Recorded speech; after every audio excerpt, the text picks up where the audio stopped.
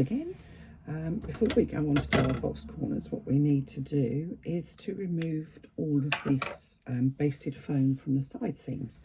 So you can either use your seam ripper, or you can do as Christine does and use a craft knife, but you have been warned, if you go too far you will cut into your stitching and you may not thank me for that.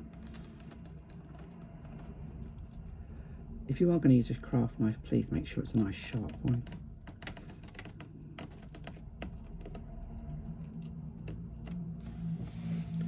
You're going to do that on all 4 sides because you've got foam on both the front and the back, so you need to make sure that you're removing the foam from both sides.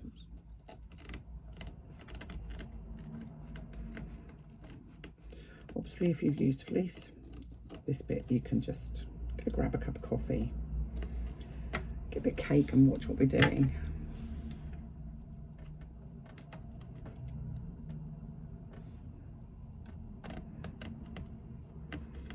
I don't know why I prefer a craft knife to a seam ripper.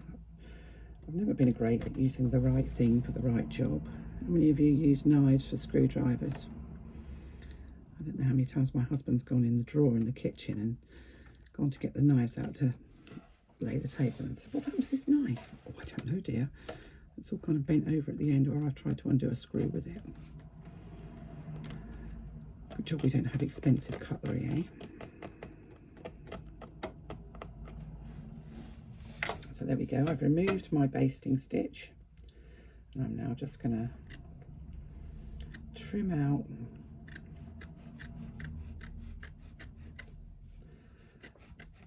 the foam from my seam allowance on both sides of both sides, if you know what I mean, if that makes sense. So we'll do this side. Again, my scissors are sort of laid sideways on, just to give me that mitered edge on the edge of the foam.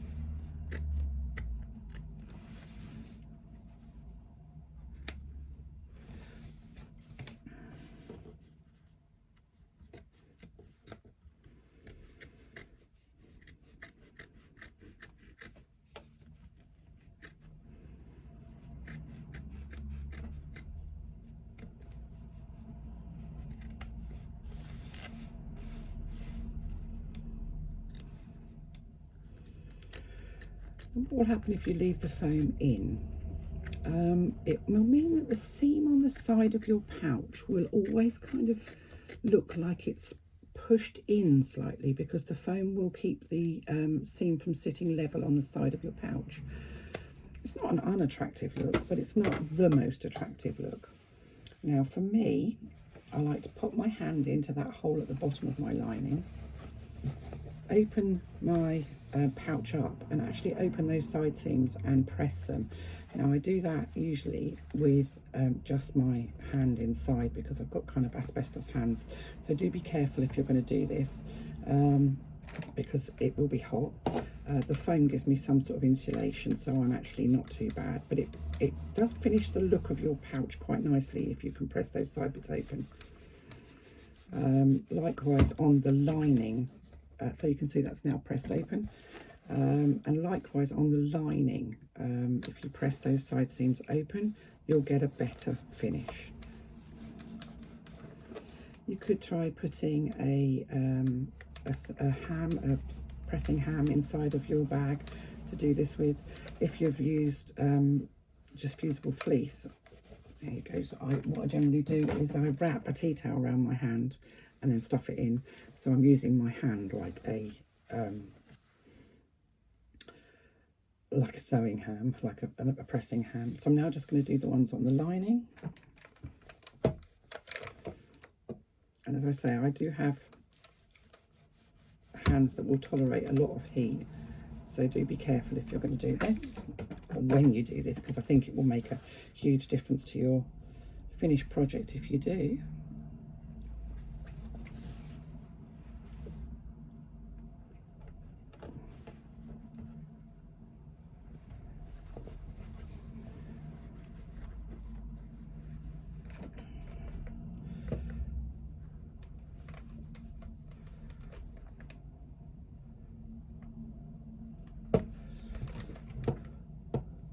trying to do this so you can see me, and it's not actually being very helpful. So I think actually what I might do is grab my pressing mat and do it on the pressing mat.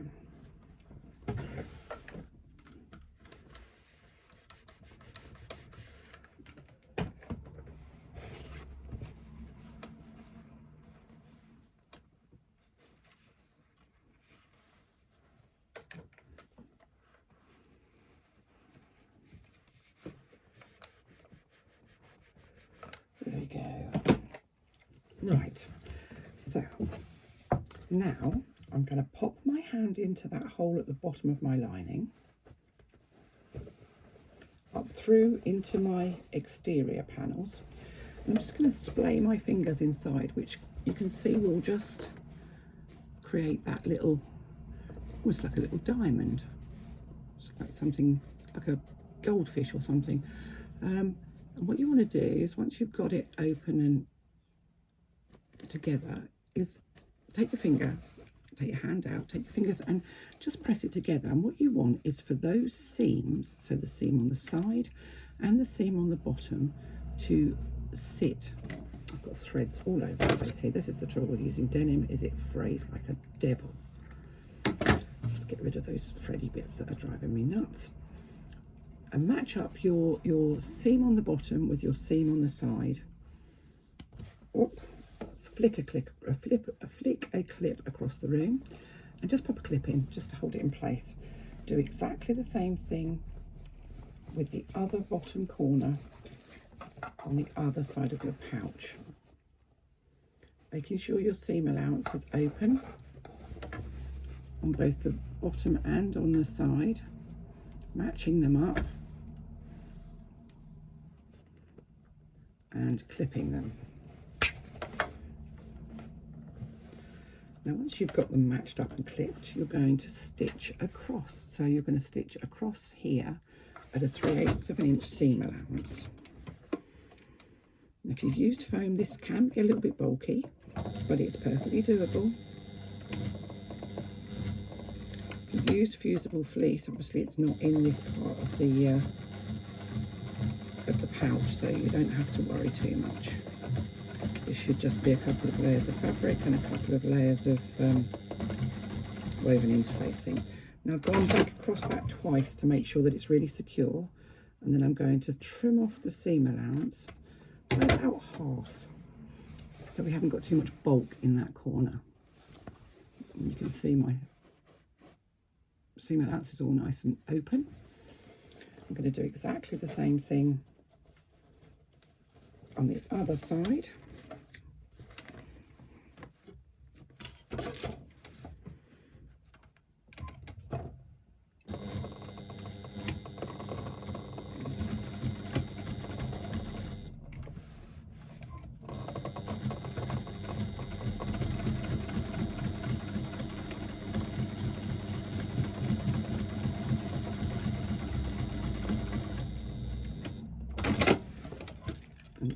And then I'm going to trim off the seam allowance by about half.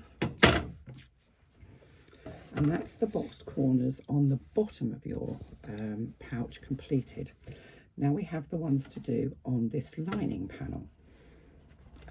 And the same thing will apply again. You're going to kind of pop your fingers in, open up that little corner, and again open that seam allowance on the bottom seam there. Match them up. I'll grant you this isn't quite as important because it is inside your bag, but actually I think that people that don't pay as much of attention to the lining as they do to the exterior will always end up with a slightly inferior bag. I think it's really important that your lining's cool, because when you're the user of that bag, where's the place you look most? Inside of the bag. So having clipped that together, I'm now going to stitch it again, 3/8 of an inch seam allowance.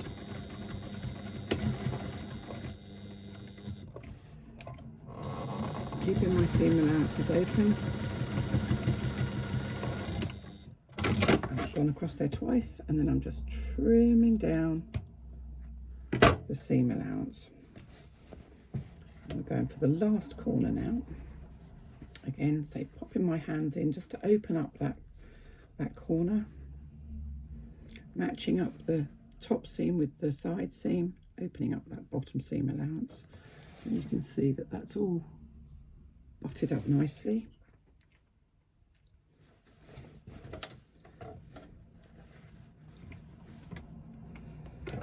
And then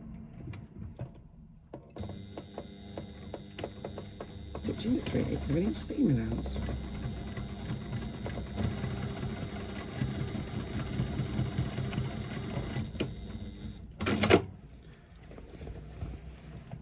And you can see that's on both sides, the seam allowance is nicely open, and we're just stitched across there, and I'm just going to trim off the seam allowance a little bit.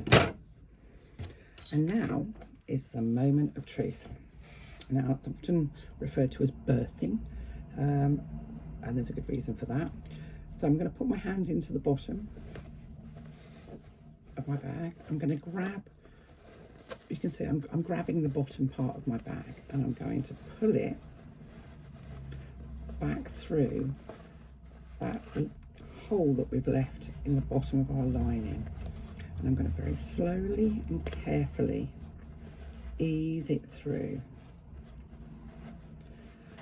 On some bags there is a distinct need for pethidine or an epidural, depending on how big the turning gap is. And on a lot of bags we turn through a pocket inside, but because we haven't used a pocket inside of this, we're turning through the lining, which actually is probably a little bit easier. So there we go, I've now got my lining and my main exterior bag sort of looking, well, they're the right way out, but they don't look great, do they?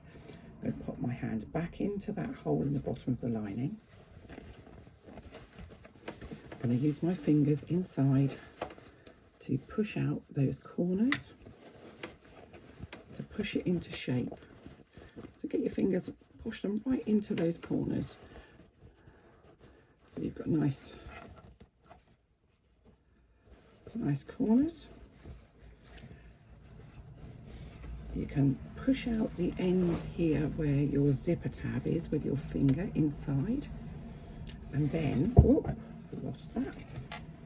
Once you're happy that everything is pushed out where it needs to be,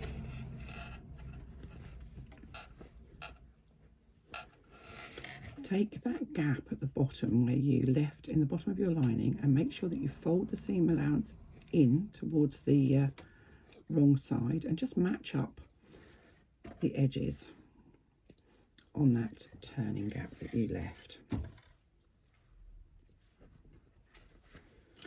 Clip them in place, and then you can stitch that turning gap closed. Now you can hand stitch with a whip stitch or a ladder stitch if you want to. I generally don't. I generally just go across with my sewing machine 1/8 of an inch away from the edge, from the folded edge.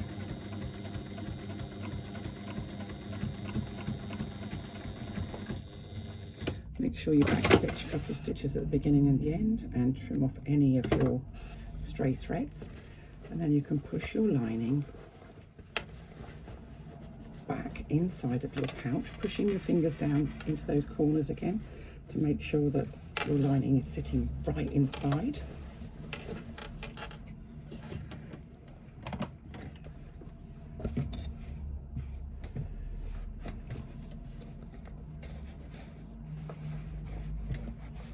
I like to get my iron and give it a really good press all around the top here as much as I can. I get my iron inside if I can.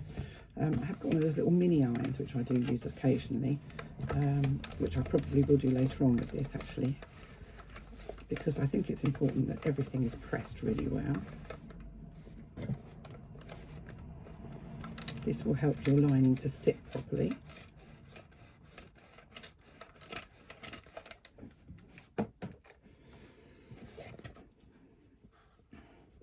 Right, now on this end, this side where we have our two folded ends of our zipper, we top stitched only to the end of the zipper.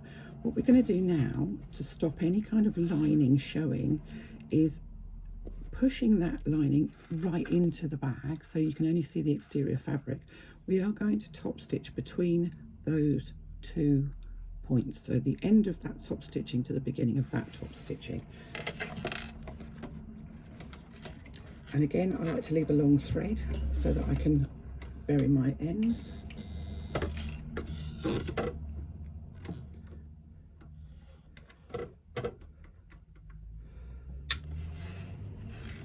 This isn't an essential thing if you don't want to do this, but this is something that I just think makes, it's those little details. So squash your pouch down. Remember, you will be going over some thickness, so do be careful. You don't need to back stitch at the beginning and the end because you'll bury your threads.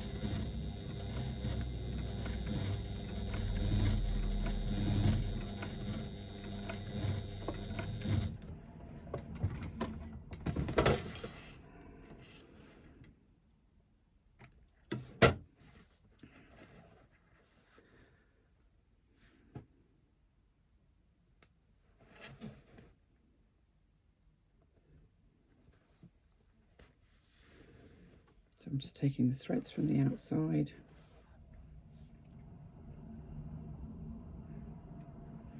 through to the inside,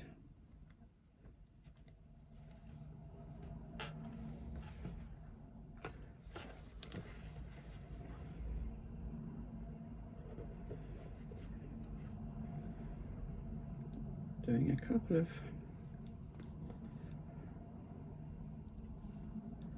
knots,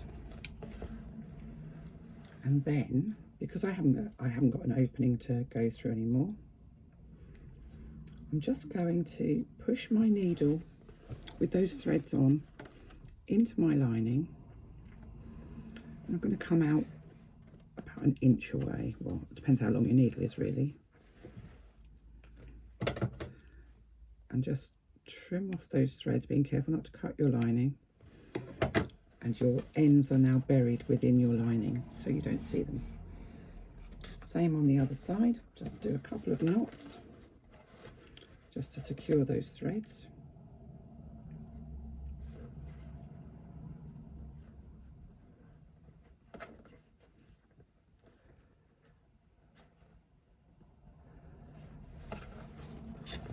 And again, take my self-threading needle,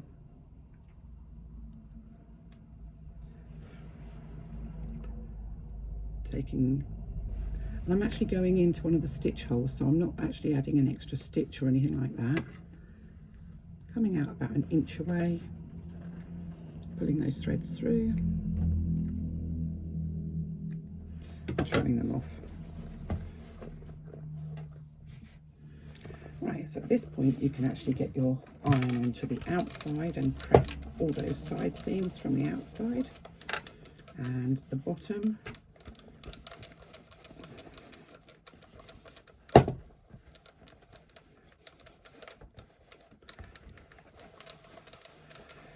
Give your whole bag a really good going over to make sure it's all as it should be.